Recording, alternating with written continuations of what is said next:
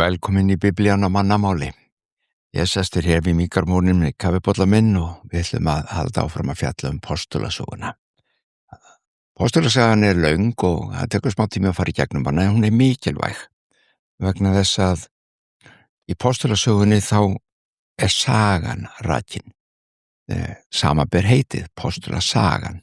Það verið að greina frá upphafi kirkjunar á fyrstu árunum og hvernig hlutinni þróuðust, hvernig trúin breyttist út og hvaða aðilar eiginlega birtust á sjónarsviðinu sem áttu eftir að láta mikið þessi kveða og voru svona áberandi svolítið í öllu starfinu og hún full af litlum frásögum hvað var í gangi en þú getur rakið tíman og þess vegna hún gríðarlega mikilvæg til að átta sig á samhenginu og í kjölfarið koma svo bréfin þegar postular og aðrir byrja að skrifa til safnaðana uppörandi, hvetjandi bréf til þess að ávarpa ákveðnum málefni og svo framvegis. En hér erum við í sögunni. Við erum í margt hér sem við erum að tala raunverulega varpar ljósi á ýmislegt sem síðan gerist sem síðan getur lesið í bréfunum. Þannig að þetta gott að taka smá tími í þetta og við erum núna ætlum að fara í seinni hluta 11. kafla og út 12. kafla. Við erum að klára það núna. Í síðasta þætti þá talaði ég Antíókíu, sagði okkur frá henni og við skoðum hvers konar borg þetta væri. Mikil og stór borg utan Ísraels og þá hafðu sumir af svona framsagnari kristnu fólki, trúðu fólki frá Kýpur og Kyrinu flustanga og tóku róttæka. Ég segi róttæka vegna þess að þetta var ákvörðun sem ekki allir höfðu hvorki þorað að taka en hún átti eftir að skipta miklu máli. Þeir ákveðu að hefja trúboð, þar sé að boða fagnarindið Jesú Krist á meðan heiðingjana. Munið heiðingjarnir, allir sem eru fyrir utan Ísrael. Ef þú tilheyrir sáttmála Ísraels þjóðarinnar, gyðingana, þá varstu gyðingur, ef þú ert fyrir utan þá varstu heiðingi. Og þarna komu þeir saman og þeir byrja að boða og Guð blessaði þessa hugrekku lærisveina, það þurfti hugrekki til. Nú voru ekki lengur undir neinni gyðinglegri vernd hjá þessum litla hópi í Ísrael sem hugsanlega gat verndað og passað á því. Þeir áttu líka í baráttu, það var sótt að þeim öllum áttum af gyðingunum, farisegum og öðrum og þannig að þetta var hugrekki. En það sem gerist hins vegar að mikill fjöldi Grikkja tók nú trú á Jesú Krist og söfnuðurinn í Antíókíu verður ekki bara til, hann vex, hann stækkar, hann dafnar, hann var gríðarlega öflugur. Anda Guðs hafði verið úthellt í hjörtu heiðingjana, eins og við segjum. Kærleika Krists hafði verið úthellt í hjörtu allra manna og þetta bara staðfesti það sem Jesús var búinn að kenna og segja og undirbúa. Ég kom til að boða hér í Ísrael, hér á mínu heimasvæði, en boðskapurinn fyrir alla veröldina, fyrir mannkynið allt. Og það svona senda lærisveininn út muniði, sendið þú til að boða meðal allra þjóða. Því að boðskapur Krists, verk Krists og það sem hann stóð fyrir og stendur fyrir ekki bara fyrir lítinn útvalinn hóp, hann fyrir allt fólk, allt mannkynið. Antíókía, eins og við kannski munum, var alþjóðlega, fjölþjóðleg borg og samfélag. Þar var fólk allstaðar að, mikið aðfluttu fólki, allstaðar að úr rómverska heimsveldinu og fólk af öllum ættbálkum og kynjum og þannig að það getur rétt ímyndað ykkur að þegar Grikkir og annar fólk utan Ísrael að taka trú á Jesú Krist, þá eru þau ekki með neitt bakgrunn í helgisviðum Ísraels manna. Þeir þekki ekki lögmál Móse, þeir hafa hvorki verið að lifa eftir því að rækta það að gera eitt eða neitt, þeir vissi ekki hvað það snýrist. Engu að síður, þá sameinast þessi hópur mjög vel við hóp gyðingana sem höfðu alla þessa hluti í sínu lífi og þeir sameinast. Og hvað var það sem sameinaði þá? Það var andi Krists. Þeir sameinast kærleika Jesú Krists og samfélag heila sanda. Þetta það sem að sameina þetta, og það voru ekki ytri hlutirnir, það voru innri hlutirnir. Inn í hjartanu hafði eitthvað gerst, eitthvað stórkostlega mikil umbreyting sem átt sér stað, og þannig að gyðingar og heiðingjar alls staðar að þau hittast og þau sjá, við eigum eitthvað sameiginlegt, hvað hefur gerst innan með okkur, þið sjáu hversu fjarlægt þetta er og þess vegna var þetta svo róttækt. Hvernig getur einhver bara útlendingur, ef við getum kallað sem svo, allt í einu hitt mig og við bara smellum saman eins og ég veit ekki hvað, það er eitthvað í gangi og við byrjum að tala saman og við eigum eitthvað sameiginlegt, en við ólumst upp á gjörsamlega ólíkum bakgrunni. Og ég sem heiðingi, ég sem Grikki, ég hef ekkert af því sem að gyðingurinn hefur, nefn bara það að vera manneskja, en samt þá smellum við saman. Og þetta það sem andi Guðs gerir í Jesú Kristi. Þess vegna finna kristni fólk þegar hitta hvort annað út allan heim, við finna samhljóminn. Þetta er sterkur samhljómur. Af hverju? Það eitthvað sem gerðist innra. Verkið sem Guð vinnur í hjartanu, í sálinni. Og þegar sálin skynjar og sálin veit, sálin hefur vaknað til lífs, og þegar hittir annan eða annað fólk sem hefur upplifað og fengið að reyna það sama, þá talar fólk saman. Það þarf ekki að segja einu sinni endilega einhver orð. Líf þeirra tala saman, þau skynja það. Og þetta það sem gerist í Antíókíu. Þess vegna var þetta svo ofboðslega kröftugt og öflugt. Þetta var ekki bara hópur gyðinga sem voru að upplifa sinn Messías, og það hefði verið stórkostlegt í Jerúsalem, svo sannarlega. Þetta var fólk allstaðar að sem voru að upplifa Jesú Krist. Sumir vissu að Messías, aðrir Messías, hver það? Hvað það? Það skipti ekki neinu máli. Kristur samanæði hópinn. Stórkostlegt verk. Og þetta gerist enn í dag, skal ég segja ykkur, út allan heim. Fólk út allan heim fær að reyna og upplifa þetta sama þegar það hittir, ef að segja trúsystkini sín eða einhvern sem hefur fengið vaknað upp. Sálir hefur verið vakin upp af kærleika Krists sem var útelt í hjörtu þeirra. Nú þessa fréttir þessa stórkostlegu hluti í Jerúsalem, í Antíókíu, berast til Jerúsalem. Og það mikið spenningur þar í gangi við þessu, og þetta minnst einn gaman að heyra, og þeir ákveða að senda Barnabas frá sér til Antíókíu. Munið Barnabas frá Kýpur, og hann kom fyrir strax í upphafi postulasögunar, og hann hafi sýnt sig og sannað sem mjög trúverðugur og traustur og ábyrgur maður og fullur af trú og anda Guðs. Þau senda hann til Antíókíu, til hvers? Til að hjálpa, til aðstoða, til að kenna og hjálpa þeim að halda utan þetta mikla starf sem þarna var í örum vexti. Og Barnabas, leið hann kemur, þá bara fyllist hann gleði yfir þessum mikla vexti, hann sér hvað að gerast og hann verður yfir sig glaður.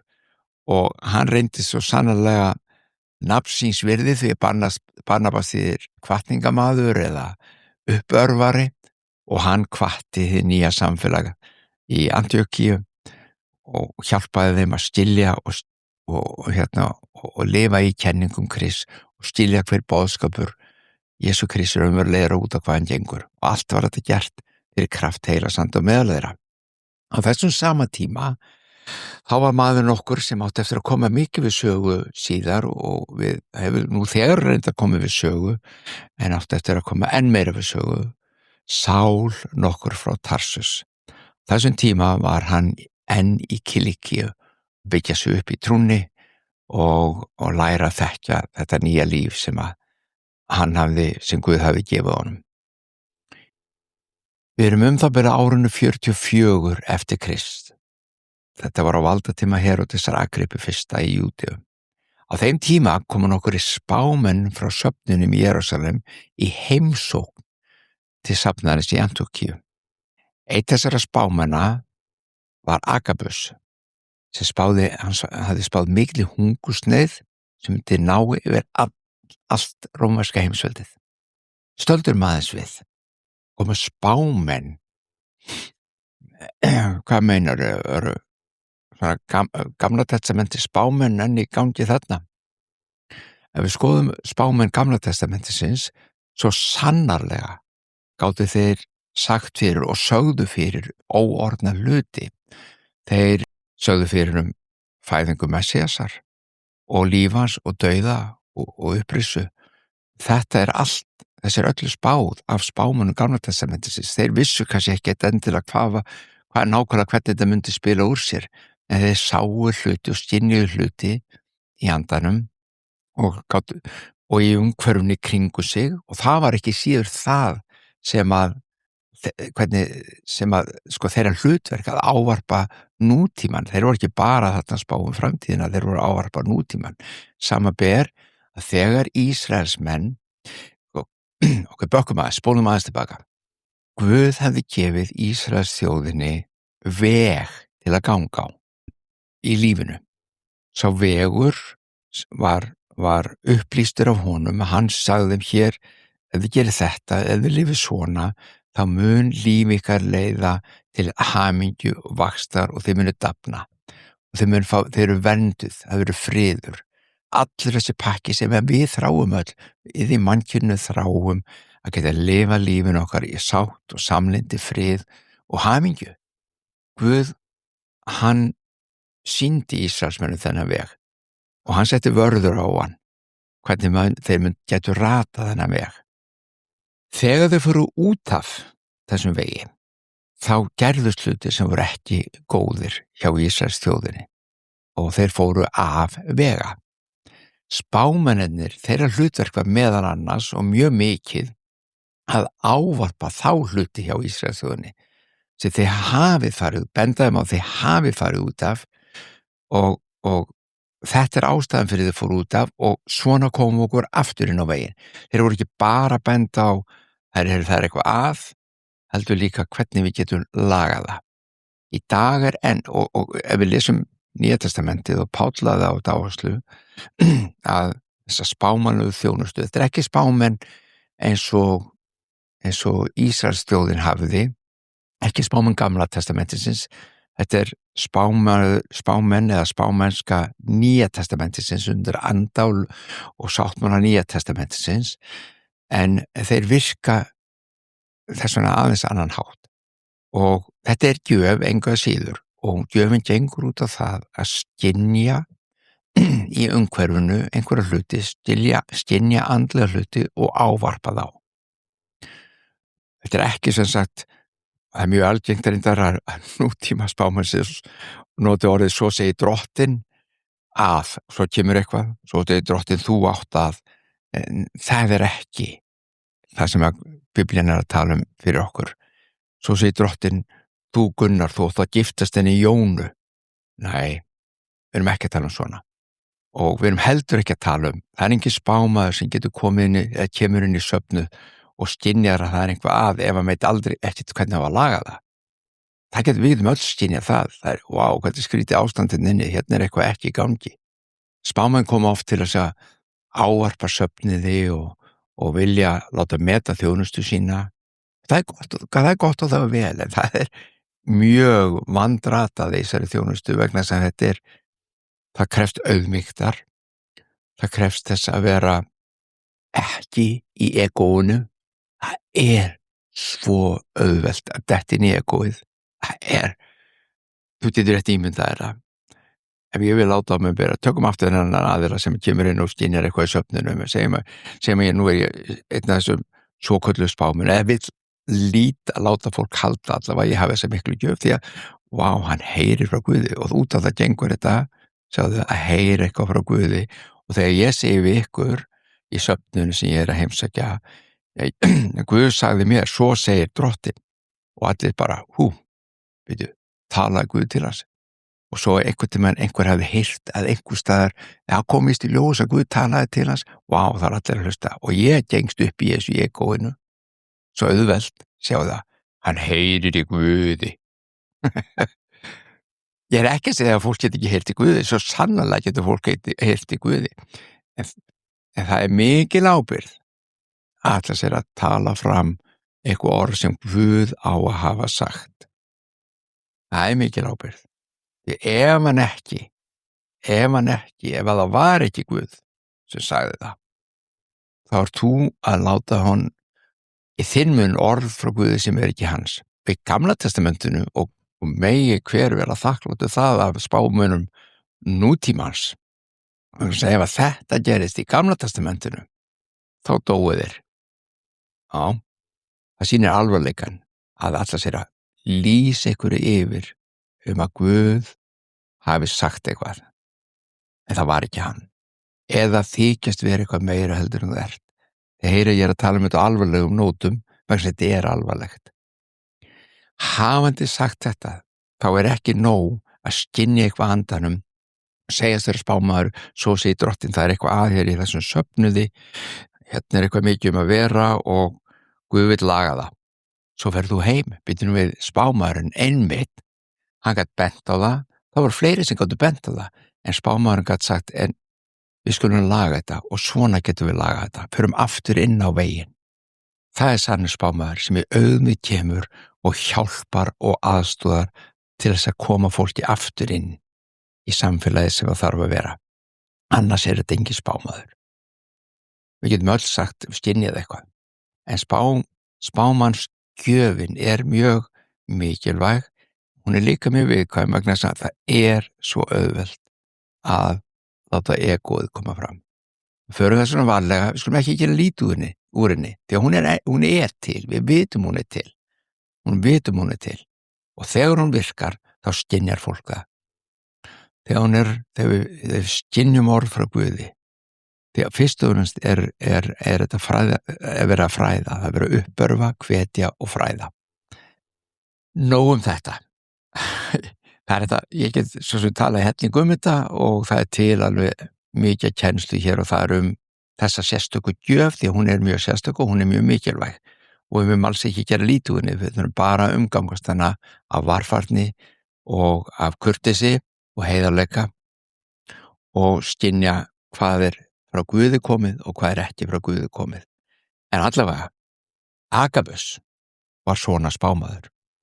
Hann hafði skynjað ástand, ekki bara í söfnunum, heldur í veröldinni í kringu sig. Hann var kannski að bæn og það er eitthvað að vera í rómarska heimsveldinu.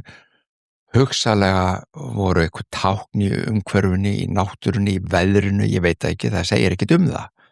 En hann er að biðja á Guð, leggur hann á hjarta að vara við því að það sé hungursneið að koma, svo hann segir fyrir það er að koma mikil hungursneið og svona fólk er til, við vitum það og við hlustum á það og þegar hann kemur með þetta til safnarins í Jerúsalem, þá var nú ekki mikil hamingju við því að vita að þetta geti gerst. Þetta voru ekki gleðifréttir, auðvitað er ekki gleðifréttir fyrir neitt, en fyrir söfnin í Jerúsalem var þetta nánast högg vegna þess að þeir voru mjög fátækur söfnuður. Þeir voru ekki þau höfðu ekki ríka fólki með sér eins og í Antíókíu. Auðvitað voru þarna efnaði menn inn á milli, en ekkert í líkingu við þann efnahag sem var hjá söfnuðunum í Antíókíu. Þannig að þetta voru slæmafréttir.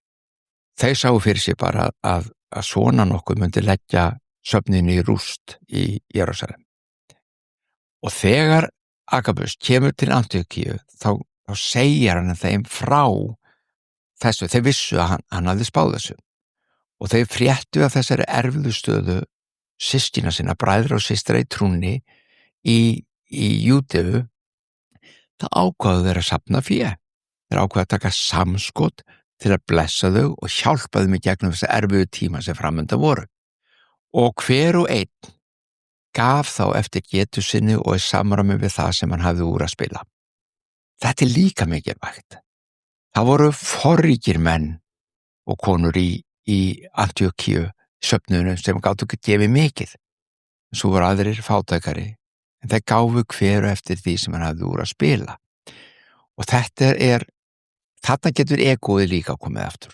Alveg svo með spámannin, þetta getur komið allstar, það sem Guð er eitthvað að fá að nota okkur, þá er mjög auðvelt og stutt í egóið ef það deyr ekki. Egóið þarf að deyja taka upp kross okkar daglega, taka upp krossinn daglega og fylgja Jesú.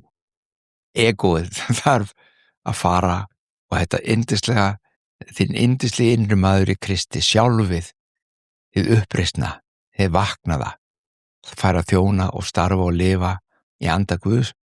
Egóið sem þetta ég mig frá mér til mín og ég að fara að gefa 100 skall. Hvað ert þú að fara að gefa mikið? 1000 skall, ok, allt já, Guð blessi þig. En sér hvað ég gef? Það segir þetta kannski enginn svona, en það þetta að segja þetta á annan hátt og sem hafa sagt þetta á annan hátt. Kæri forstöðumaður, þar sem ég var nú að gefa 1.000.000 krónur í hússjóðinn hérna í kirkjunni, gætur einhvern veginn merkt bekkina mér eða einhvern veginn látið fólki vita kannski í safnaða bréfi að ég og mín fjölskylda við gáfum þetta eða eitthvað hægt að gera eitthvað svoleiðis kannski. Sami hlutur. Gefa til að fá búst fyrir egóið. Jesús varaði við þessu. Jesús sagði svona gerum við ekki. Hægri höndin þín á ekkert að vita hvað svo vinstri að gera. Sjá að Jesús var búinn að sjá þetta allt fyrir. Hann vissi nákvæmlega þetta mannlega eðli sem svo stutt í hjá okkur. Þetta egotíska eðli sem vill fá eigin upphefð. Og hann mikill snillingur hann Jesús. Hann mikill snillingur. Og hann var búinn að kenna lærisveinum þetta, hann var búinn að kenna apostolum þetta, hann var búinn að vara við, þau muni að þeir voru svona. Jesús, væru til í að gefa okkur eitthvað svona aðeins meiri svona verðlaun heldur en hinum. Og mér sem mamma þeirra hjálpaði til. Jesús minn, mega þeir ekki fá að sitja þér til hægri handar þegar þú kemur í himininn. Egóið var að drepa þá alla, eins og okkur svo mörg. En þeir lærðu smátt og smátt að lífið gengur ekki út á ég og mig frá mér til mín. Það gengur út á það að elska. Ég þori að fullyrða að það aðalmálið á hjarta Guðs það hvernig við lifum, hversu mikið við elskum, hversu góð erum við. Því að það hann sem mótar hjarta okkar. Þetta það sem við þurfum að framganga í. Kærleika Guðs til Guðs og til mann, og ég sagði ekki Jesú þetta, allt lögmálið uppfyllt, svo ég segi það nú einu sinni enn. Elskar skaltu drottinn Guð þinn og náungan eins og sjálfa þig. Þetta lífið. Og þetta bara lífið fyrir alla. Að þið vera sköpuð í Guðs mynd Guðs í þér og mér kærleikur. Að því að Guð kærleikur. Biblían segir alveg skýrt að Guð kærleikur. Og þú og ég erum sköpuð í hans mynd, hvað erum við þá? Kærleikur. Það ekki bara Guð hafi kærleik, hann allt hans eðli, öll hans vera kærleikur, hann elskandi Guð. Ég veit að ég ætla ekki að fara í það núna þar sem oft margir sem sé, já, lestu þá Biblíuna að halda mig, þar sko engin kærleiksríkur Guð. Ok, eina sem ég get sagt núna í því, þetta kann að hljóma kannski ekki svo vel, en ég ætla að segja það. Þeir sem tala svona annarkvort þekki ekki Biblíuna eða skilja hann ekki. Biblían gengur ekkert út af það sem að þessi hópur, þessar raddir að reyna að segja okkur. Allt annað. Eðli Biblíunar annars konar heldur en það. En Guðs eðli hins vegar algjörlega skýrt. Hann kærleikur og þú og ég erum sköpuð í hans mynd til að vera hann. Við elskum. Þegar egóið þvælist fyrir okkur, þá hörfar kærleikurinn. Og ég ekki að tala bara um það að það sé bara henni kristnu sem geti elskað. Alls ekki. Alls ekki. Allt fólk, allt mannkynið, við erum sköpuð til þess að elska. Og fullt af fólki sem á ekkert eitthvað sérstaklega mikla trú á Jesú mjög kærleiksríkt. Það lífið. Það sem gerist eins og við Chris, sem hann, og ég kannski búin að nefna aðeins of oft, en ég ætla að gera það bara einu sinni enn, að fyrir anda Guðs þá kærleika hans útelt í hjörtum. Það þegar þessi umturnin innra með manninum á sér stað og kærleikurinn kemur inn í hjarta, þá ætti það að vera, og það það sem var í þessari frumkirkju, algjörlega nummer 1 2 og 3 og var öllu öðru að þau elskuðu Guð og elskuðu fólk. Þess vegna og aðeins þess vegna voru þau svo kröftug. Þess vegna náðu þessum árangri. Þess vegna hreifst fólk svo af þeim. Þess vegna voru þau svo öðruvísi. Þess vegna umbreyttuðu heiminum. Þess vegna læknuðu sjúka. Þess vegna hjálpuðu litlu börnunum sem voru borin út. Þess vegna gerðust allir þessi hlutir. Þess vegna og söfnuðurinn í Antíókíu. Þess vegna gat Guð tala til Agabusar. Þess vegna út af kærleikanum sem réði ríkjum. Hann allt. Af hverju? Svo Guð kærleikur og Guð allt. Það núna í apríl. Nú apríl árið 44 eftir Krist. Af hverju, hvernig vitum við það apríl? Af því það segir okkur að þetta var á dögum ósýrðu brauðana. Dagar ósýrðu brauðana voru hluti af páskahátíð gyðinga, stór hátíð af gyðingum. Og Agrippa konungur, Heródes Agrippa konungur, hann leitast nú við að vinna sér hilli gyðingana í Jerúsalem. Ekki ólíkt því sem Pontius Pilatus hefði gert á dögum Jesú muniði. Og þá hatur gegn hinum kristnu hafði aðeins vaxið og magnast hjá ákveðnum hópi gyðinga og fjölda fólks. Almenningur elskaði þau vegna þess sem ég var að segja áðan, hvernig þau mættu þeim.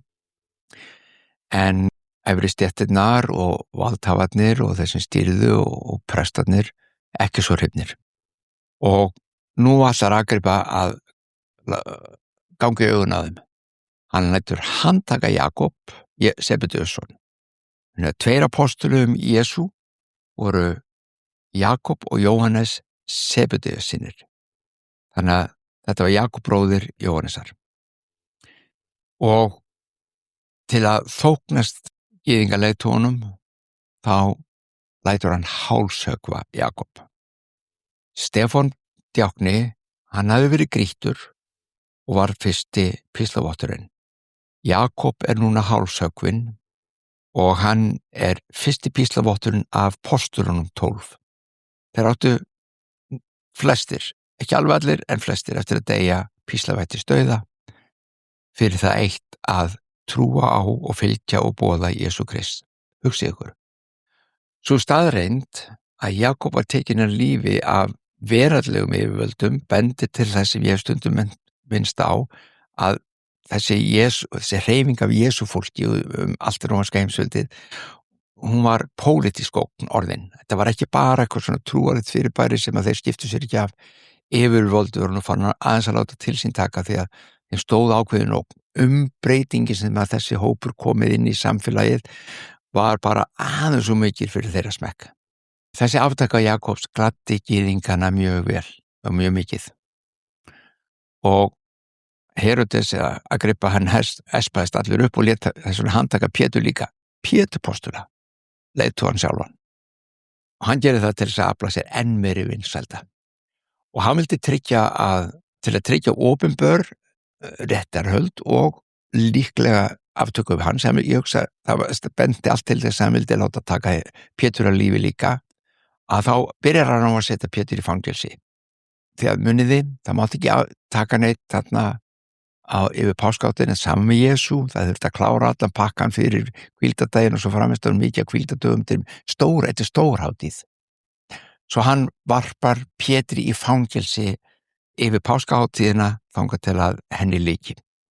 Það voru 4 hópar, 4 hermenn í hverjum hópi sem gættu Péturs á mismunandi vöktum.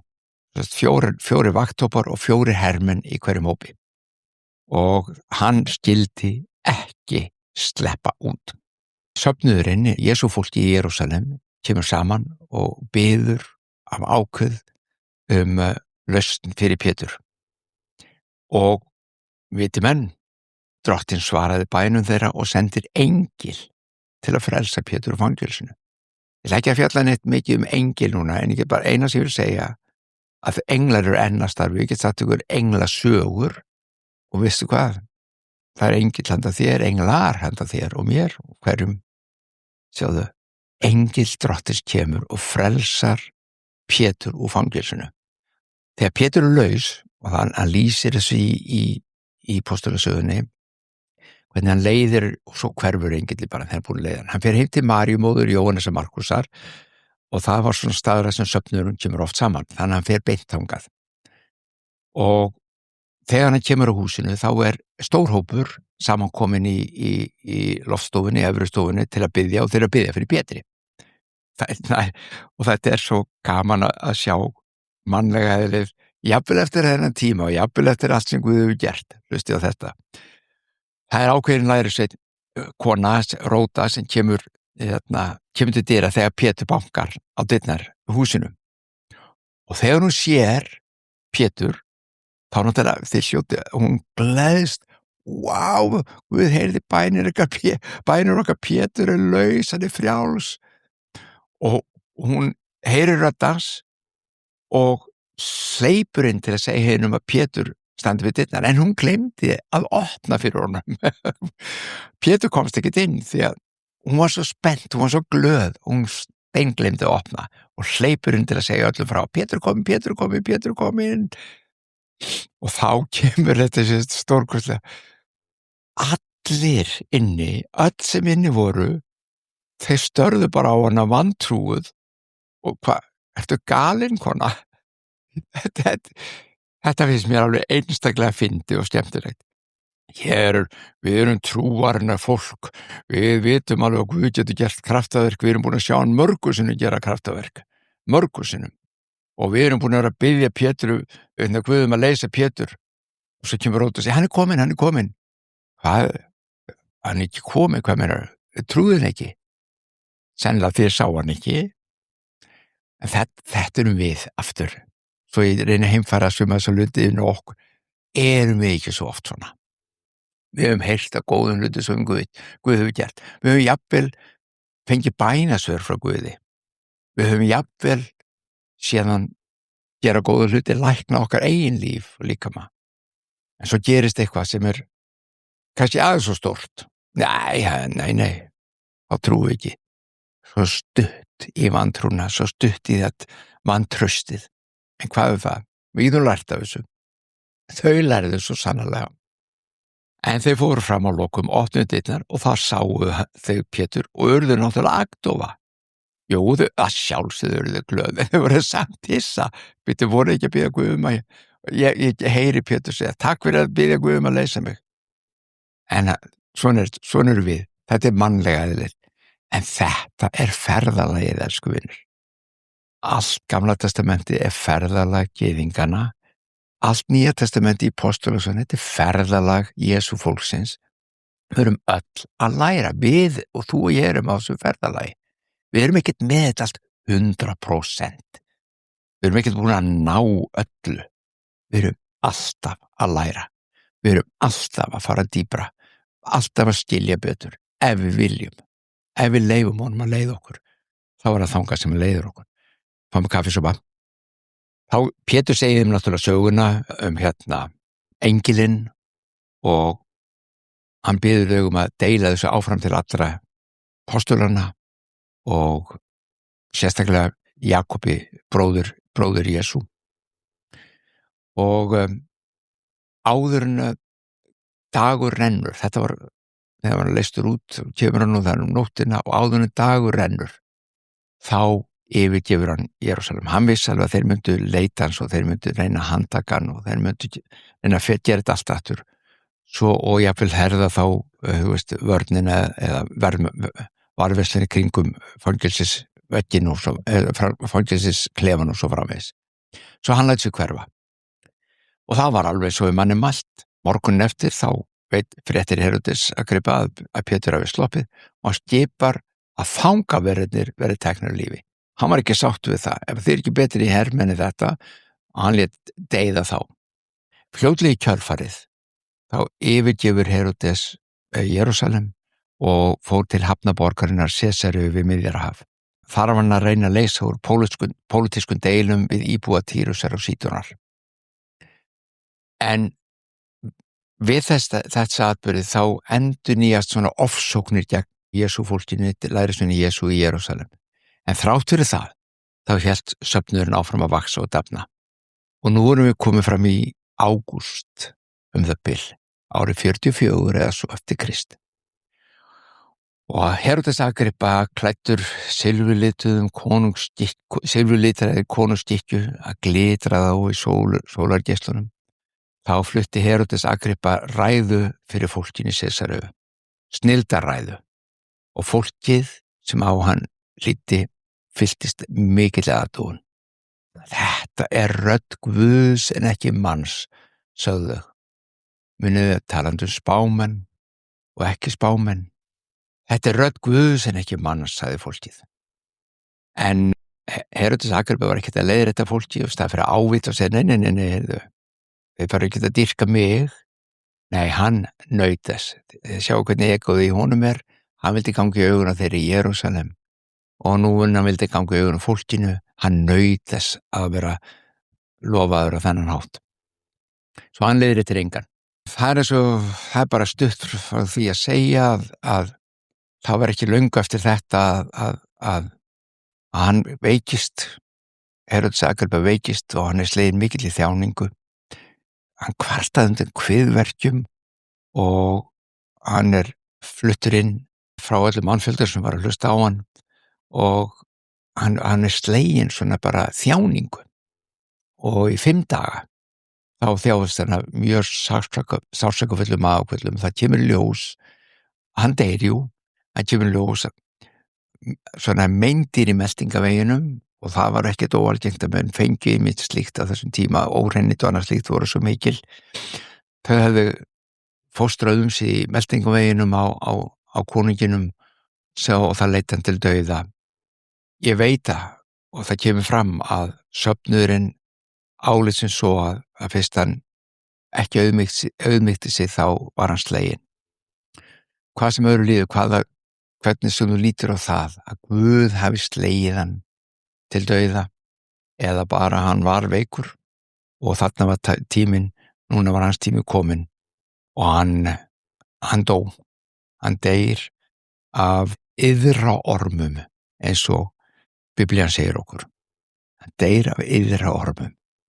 Egoið sjálft er lifandi ego. Ég segi, deyðum egoið í okkur. Við viljum ekki lenda í ógöngum í líf okkar. Eina sem leiðir okkur í ógöngu lífinu er egoið. Bara svo við trögum með hennar sama því ég er að klára hennar þátt núna.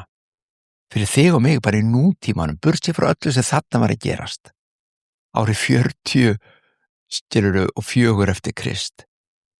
Burtséð frá því, bara þú og ég í dag, við mannfólki í dag, við sjáum alveg hvaða er sem leiður okkur í ógöngur lífinu.